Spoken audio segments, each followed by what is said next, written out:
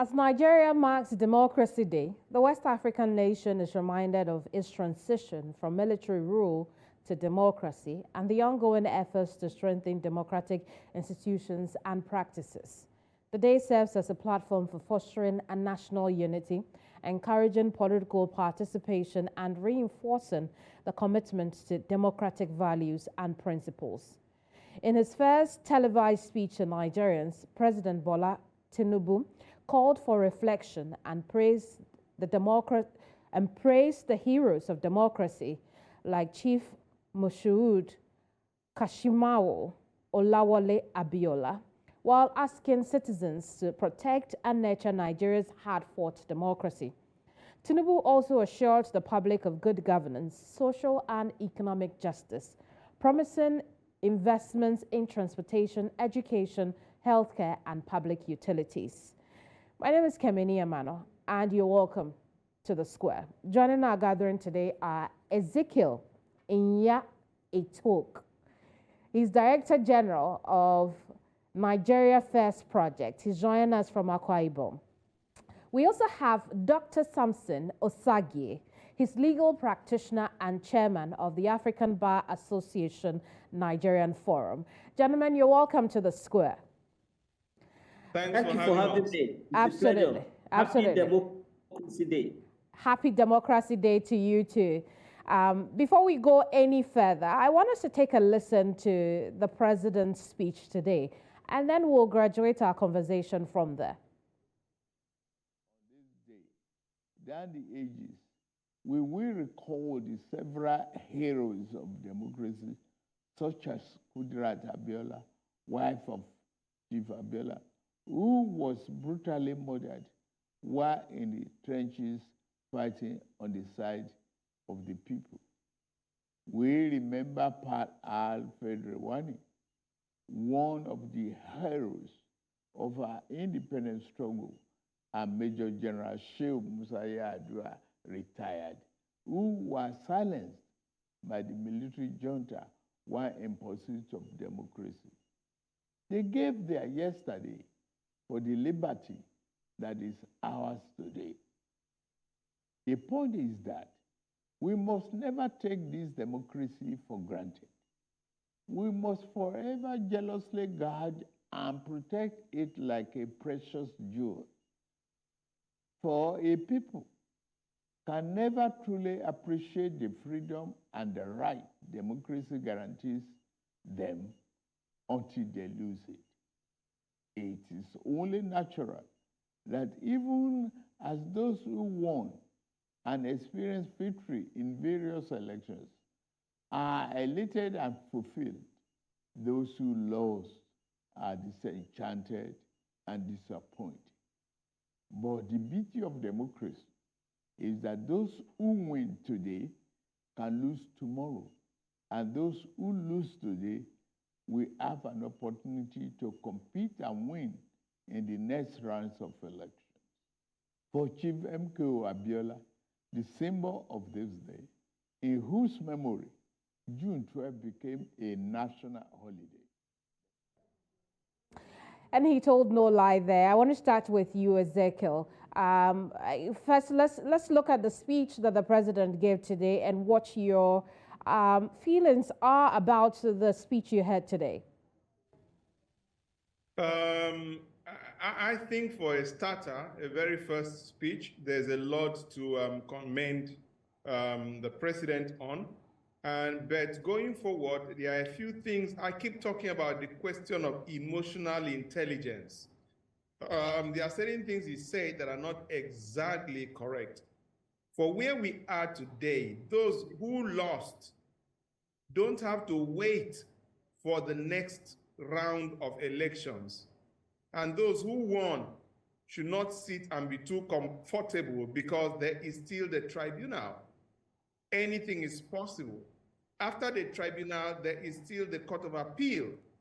Anything is possible until the Supreme Court says you are the final winner of this election. You've got to sit down with cautious optimism, and that is very important. there's nothing that he said which I felt if I were in charge of his media, I wouldn't have put it that way. When he says, you have to make sacrifices. No, a leader shouldn't have said so. You should have said, we have to make sacrifices because Nigerians have sacrificed enough. As a matter of fact, we're expecting him to even say, we at the executive have to start making certain sacrifices, and you may have to also join in these sacrifices, and we can live with it. But for what he said and how he said it, I think it was a misstep, and they have to look for a way that they are going to be able to correct. Very well. What difference would that have made for him to have included himself in saying that we make the sacrifice together? It's the biggest impact on the people. Nigerians, American president said, think not what your country can do for you, but what you can do for your country. This was a man that the people of that country could say the country has been working for them. On the converse, Nigerians feel that they've been working for Nigeria. They don't even belong to Nigeria. That is why the youth have dissociated themselves from Nigeria and created an alternate country called Niger. Think about it. They don't feel that Nigeria is their country. They don't feel any form of allegiance or patriotic instincts to Nigeria. Tell me what Nigeria has given to the youth of this country. I can say that I owe Nigeria because Nigeria gave me education. The best education anybody could give anybody in the whole world, Nigeria gave to me in particular.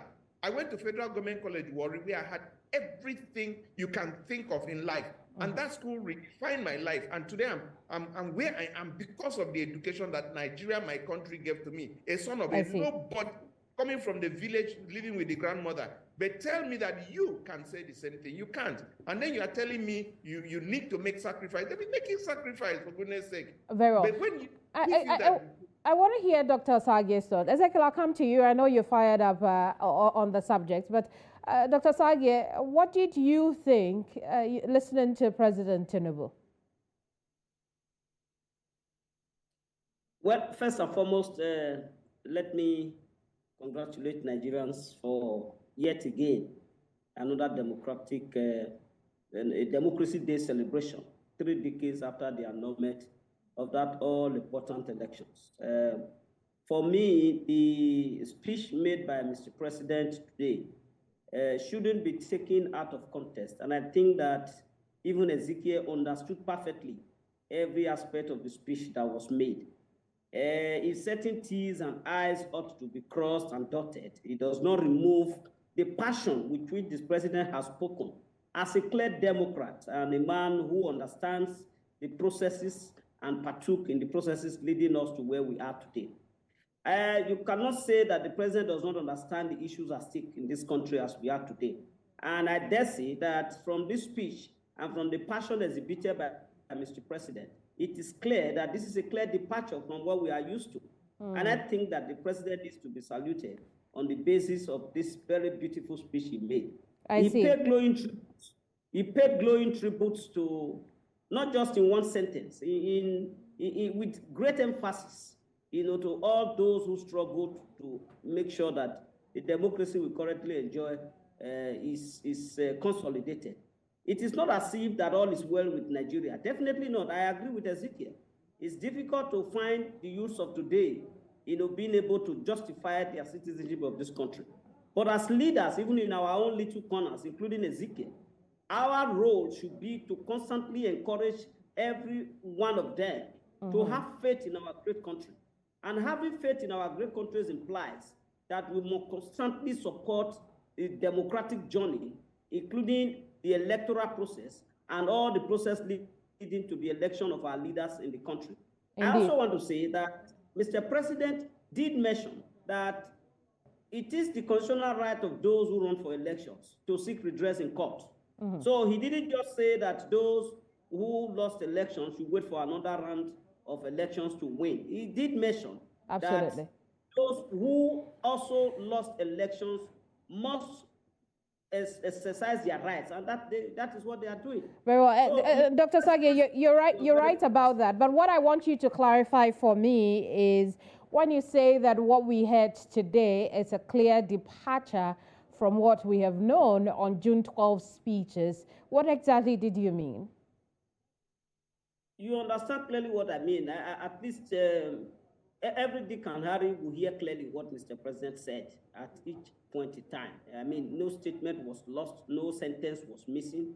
You could hear him speak clearly, and you could see the passion of a participant in the democratic struggle, because he has hands-on knowledge about everything that has taken place leading to the celebration of this June 12. That is exactly what I mean. So he spoke much more clearly, much more eloquent on the democratic journey of our great country as a major participant in the process leading to it. Very well. That's what I mean. Absolutely. So, gentlemen, we'll come back to our differences on this score. But right now, let's talk about what we agree on. The fact that, you know, we are reflecting on our heroes of democracy. And so let's start off with how June 12 came to be. Ezekiel, what can you share about the history of this period? Yeah, two things. First, I was an adult, expectedly, because I was 29. I'm 69, 59. November when I'll be 60. So I'm about halfway line. As at that time, I already had my master's degree. I was already married. I had 2 children. So I was an adult. Not only that, I lived in Unity Road. If you're an Ikeja person, you will know the relationship between MKO and Unity Road. So I was like in the thick of everything. The excitement, no. MKO had a very excitable personality and character. And, you know, he related with people. There were certain things about MKO long before election that people don't really know what was the magic of June 12. He was simple. He could relate with anybody. We could go to his house. Do you understand me? He was just a man that was nice, was like a happy-go-lucky kind of guy, and he was always having wisecracks, you know. He always had something to say about, you know, the bigger the head, the bigger the headache. MKO always had something to make you laugh and be happy. And again, my father then was the Minister of State for Communications, Dr. Yuayo Kon, father in parentheses, like my godfather, guardian. And because of ITT, so I had a closer business one-on-one, because when he would call the house to talk to the minister, I'll be the one to pick the phone and talk with him. And he wouldn't care that you're a young person, even from hearing your voice. Oh, you would like to be nice to you. Oh, where is daddy? What's going on? Blah, blah, blah. Where are you? What are you doing? And when I come to the house, what will you give? Nothing. So you are happy. You are happy to vote for the man. You know, anyway, that's just my little bit of a background on the sort of person he was. And then fast forward to leaders. If you want to think of the memories of June 12, you think of the qualities of the man. You think of what he stood for. And the question is, to what extent can our leaders emulate the spirit of June 12? Because the spirit of June 12, 2, 1, free, fair, credible elections. 2, a leader that has sympathy and empathy. I'll come back and then hear more about your personal story. But let's talk to Dr. Sagir now. Dr. Sagir, let's talk about June 12 and what you remember of that day. Well, on June 12, 1993, I was a final year law student at the Obafemi Awolowo University, Ile-Ife. In fact, the incidents of June 12 elongated my stay in the school, so much so that I had to leave for the Nigerian Law School in 1994. Now, my vivid recollection as a 26-year-old young man then was that on that day, Nigerians from all walks of life defied ethnic, religious, and social barriers and went out to vote in a manner that, you know, shows that we were actually tired of the military regime that has conquered the nation for over a decade. And it happens that when eventually the election was annulled, a few days later, The reaction that greeted that annulment was a reflection of the will of the Nigerian people, to move out of the military regime into a democratic setting.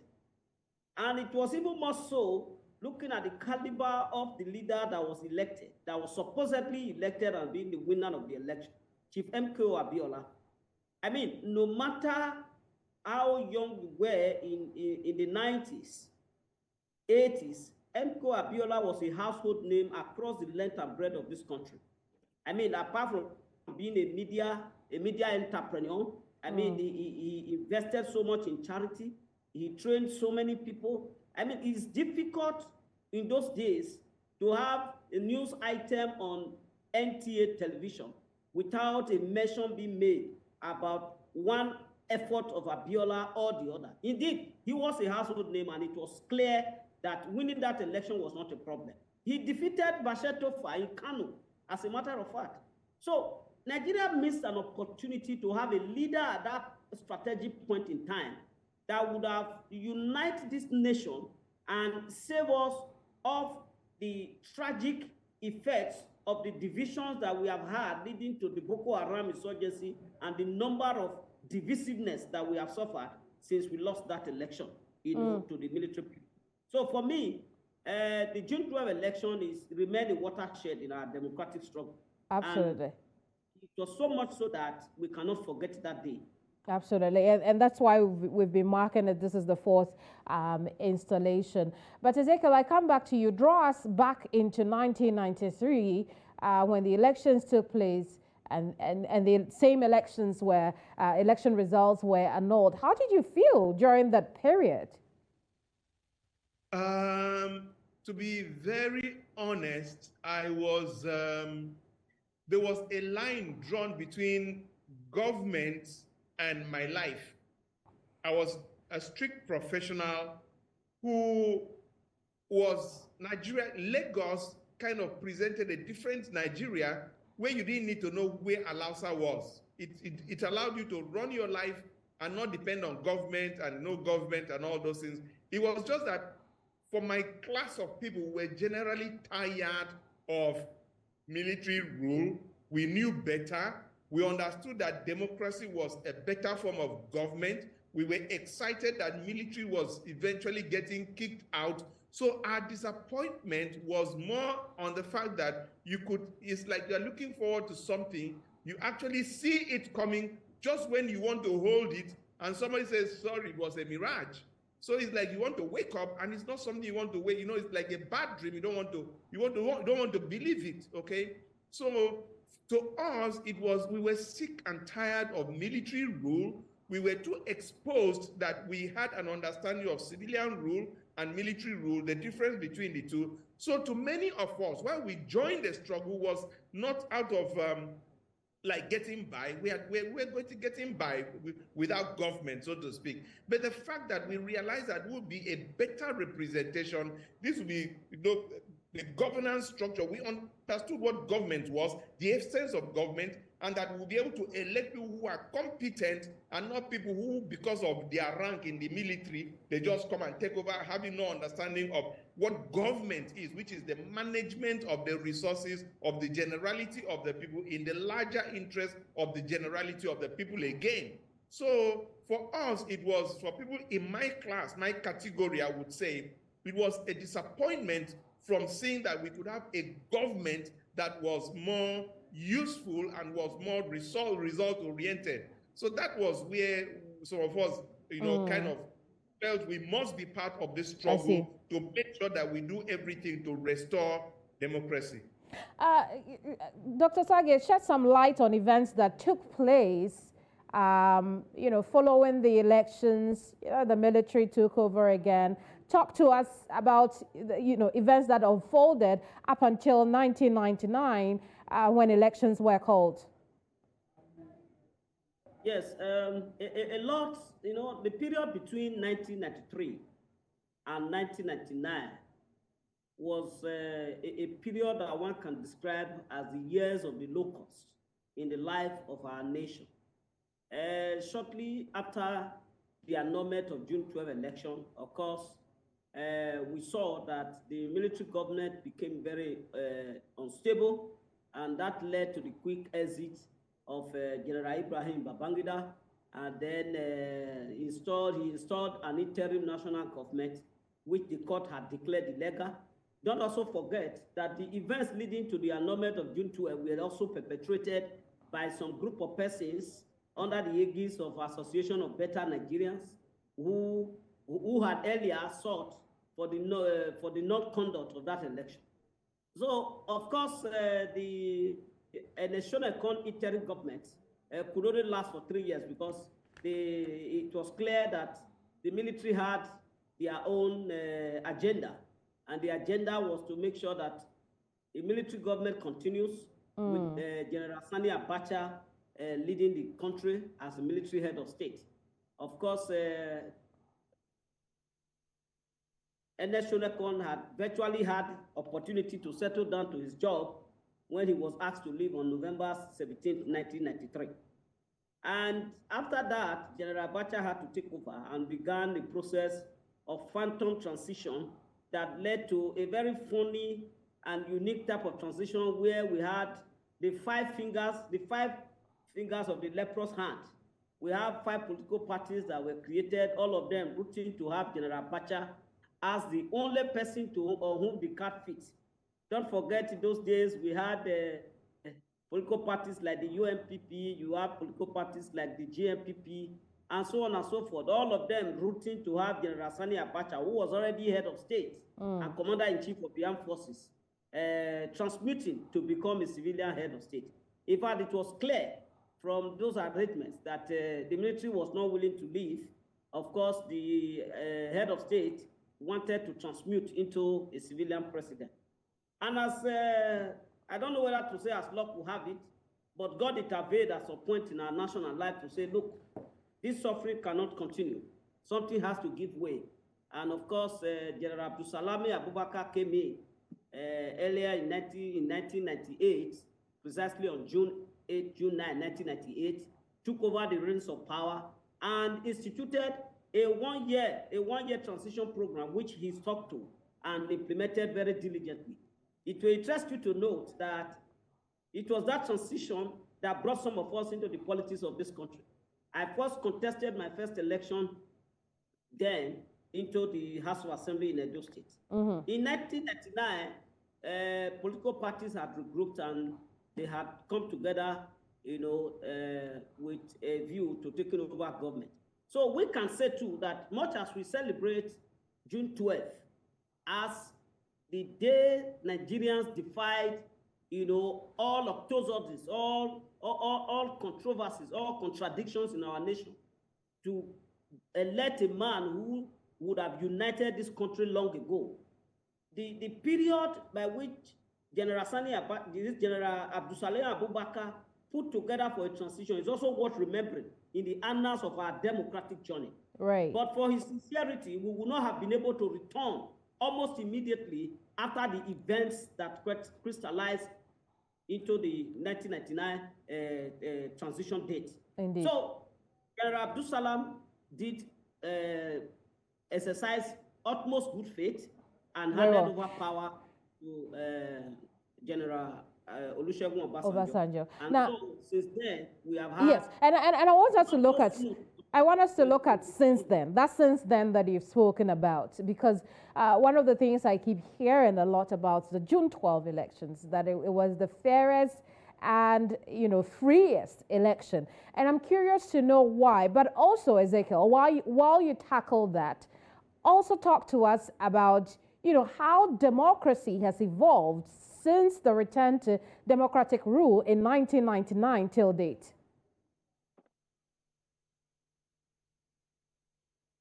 Ezekiel, wonderful. I can hear you now. Initially, I couldn't hear you. Yes, I'll tell you something.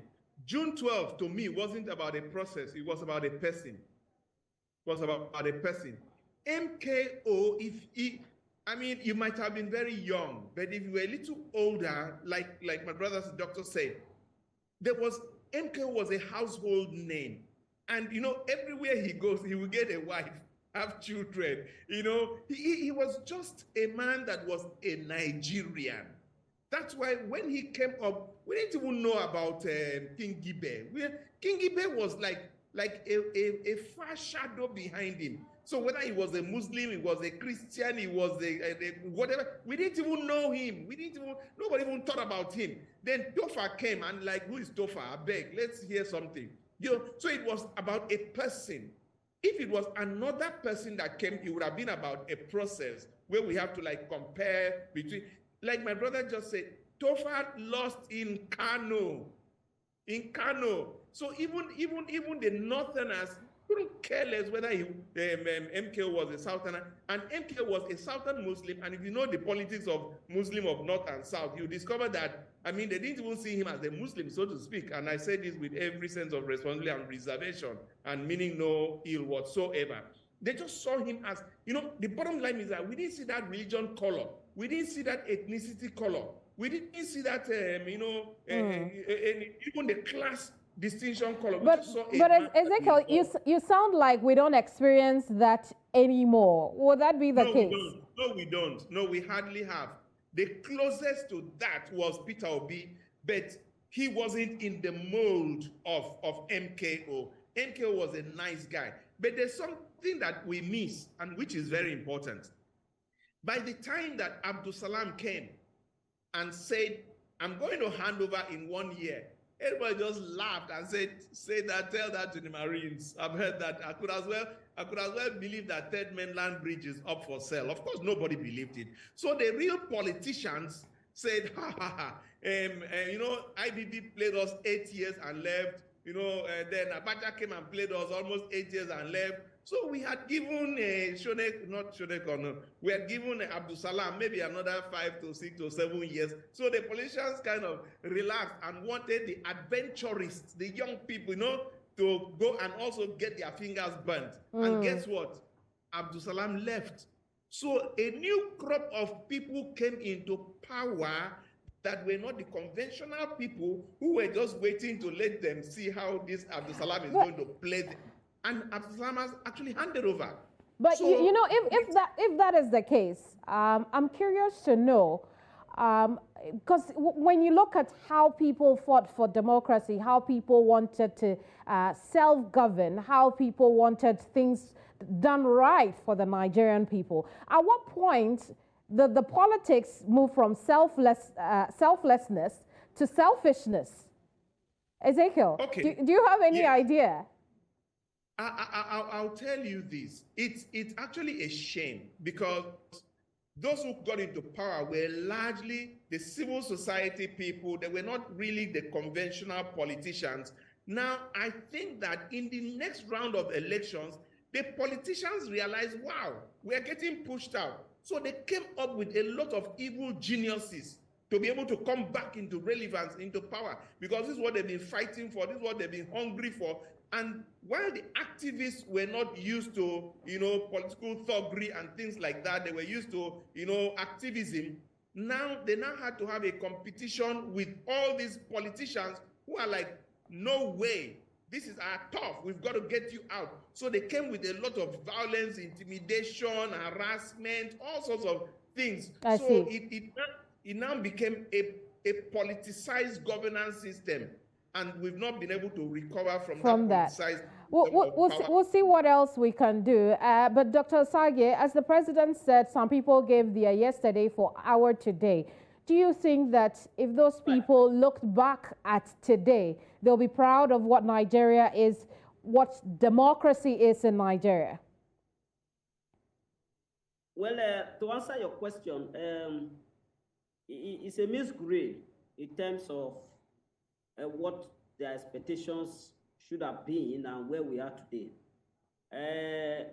The quality of life, which of course should be the end product of governance, cannot be ascertained with all sense of responsibility for the Nigerian people today. So we cannot write so much in terms of positivity about the quality of life which good governance and democratic.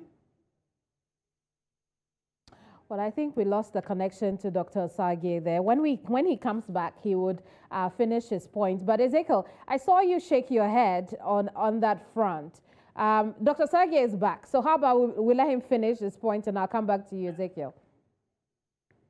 Dr. Sagir, go ahead. Yes. We lost you for a bit. Yes, the point I try to make is that when General Abdulsalami Abubakar handed over power, like I said, many of the traditional politicians were not too convinced that that transition, a good number of them were still involved in the politics. So those who had the opportunity to take over government in their respective area, we are not even sure that even that transition, that first democratic election. Well, we lost him again. Ezekiel, why don't you make a point on that question? I saw you shook your head when I asked whether or not the people of yesterday whose blood was shed for the democratic dispensation we're enjoying now will be proud of what they see of Nigeria.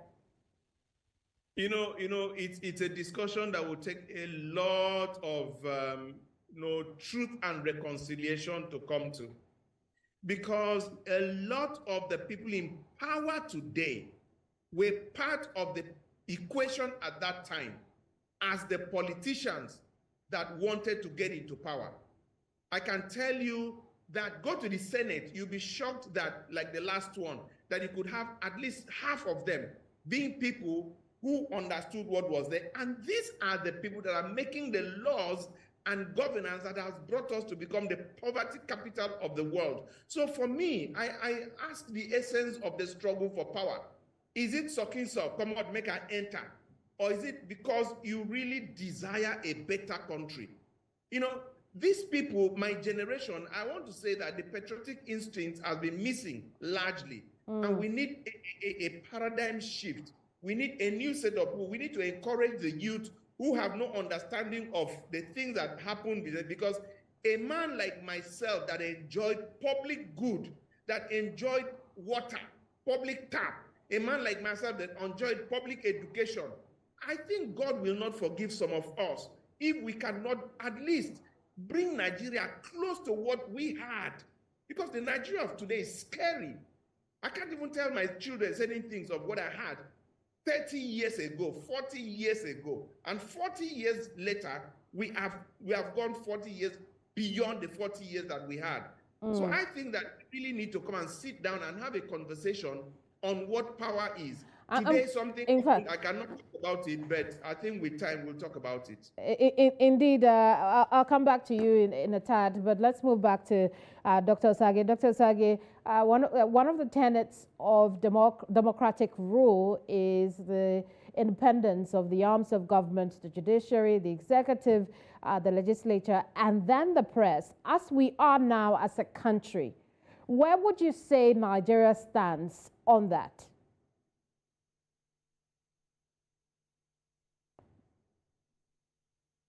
Dr. Sagir, you're muted.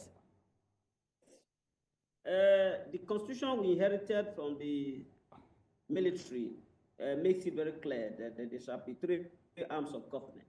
And Section 4, Section 5, Section 6 of the constitution makes that very clear.